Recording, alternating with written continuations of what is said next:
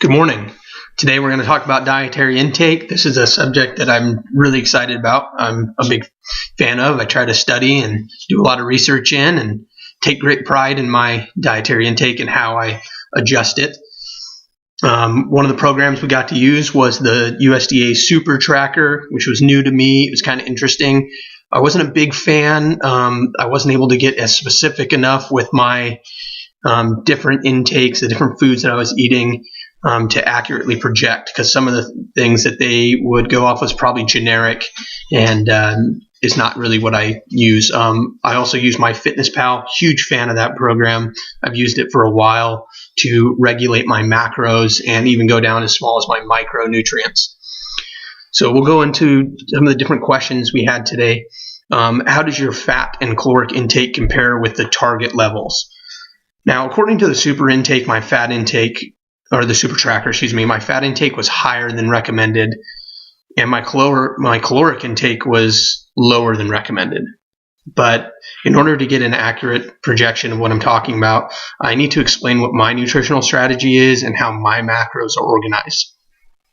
Currently, I'm consuming 45% of my daily caloric needs from protein, 35% from fat, 20% from carbohydrates. Now, this is directly different than the standard American diet and what the USDA recommends, which is based on a very high carbohydrate diet, low intake on protein, and they suggest lower fats. But we know in actuality, most Americans consume high carbs, moderately high fats, very low protein, and I don't do that. I do high protein, moderate fat, low carbohydrates for a specific reason. Now, what vitamins and minerals fell below the target level? For me, really nothing. I supplement my vitamins and minerals with a daily multivitamin. I do have some small gaps from time to time in things like vitamin E, but I try to eat foods rich in vitamins such as broccoli to help fill these gaps. Now, my protein intake, which is a very touchy topic for a lot of people, my protein intake was far and away over what is recommended by the USDA. I was aiming for this, however, so this is a good sign. It means I'm doing it right. I'm consuming 45% of my calories a day are coming from protein, and that's what I want. But there is an importance to consuming all the different things, and we'll go over it. Vitamins and minerals really are they're building blocks that help your body. They help you recover. They help you perform. They help your bones and your muscles. They're really just invaluable. You've got to have them. And you've got to try to eat things or find a way to supplement so you're getting all the vitamins and minerals you need to be productive. Now, carbohydrates, this is where it gets touchy for a lot of people. The USDA recommends carbohydrates because a lot of people are just mass consuming carbohydrates for energy. I disagree with that theory. I believe carbohydrates do serve a purpose in regulating blood sugar in very, very short-term energy use. But for long-term energy, I think fat can't be replaced. Fat is the best long-term energy source. Our body's really designed to use it as energy. Whereas carbohydrates, really just are just short-term energy. And the thing is, if you consume a lot of it, it spikes your blood sugar. Your body realizes it doesn't really need it. So what's it do? It produces a lot of insulin to balance it out. And so you get in this cycle of sugar spikes and insulin spikes, which really kind of forces people to produce fat. Water, gotta have it. I think the more water you consume, the better, to within reason. You don't want to consume so much water that you make yourself sick. But water really does help the system function correctly. Protein is, the building block of your body. It is the building block for your muscles and everything else.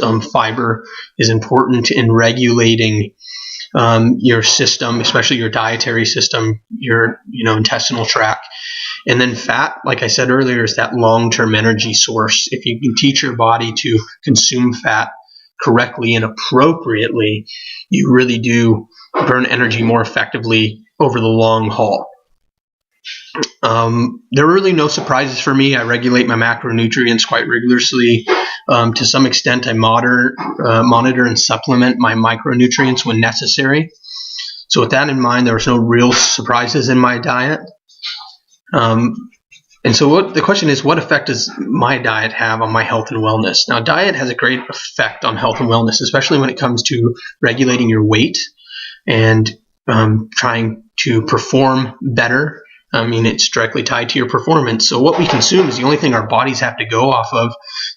It's a blueprint for our bodies to either decide to store fat or burn fat, and how hard we can perform before we get exhausted. So that's, our body really does look to us and what we're taking in order to produce. Now, does my dietary intake protect me or increase my health risks? I would say that my diet protects me from illness and disease. I was sick recently, got over it in, less than 48 hours. And I think that has a lot to do with my diet and how I choose to consume. I would guess that the USDA would probably disagree with me. I've read things that state that high protein diets increase your risk of conditions such as kidney stones or certain types of cancer. I've been doing this for a while and haven't had a problem with kidney stones whatsoever. But I do know that it is a potential risk, and it's one that I'm willing to accept to continue on the diet that I have that allows me to perform well and recover quickly. 2 ways that I can improve my diet. I would say fruit and vegetable consumption. I tend to shy away from fruits just because of the high sugar content, but the vitamins and minerals they provide are very important. And then vegetables, when I can, I try to aim for those leafy greens and eat those vegetables that are, high in vitamins and minerals that are good for you. But a lot of time it's more difficult than just, supplementing protein, getting just the basic macros. When you break down the macros, you really do target foods that just fulfill your macro needs, and then you don't need anything else. But getting fresh vegetables is also very important. So these are 2 areas that I could always do better. I don't know if I'll ever consume lots of fruit. I think the sugar content in fruit doesn't outweigh, or it does outweigh the vitamins and minerals that you get from those fruits. You can always supplement your vitamins and minerals with a multivitamin.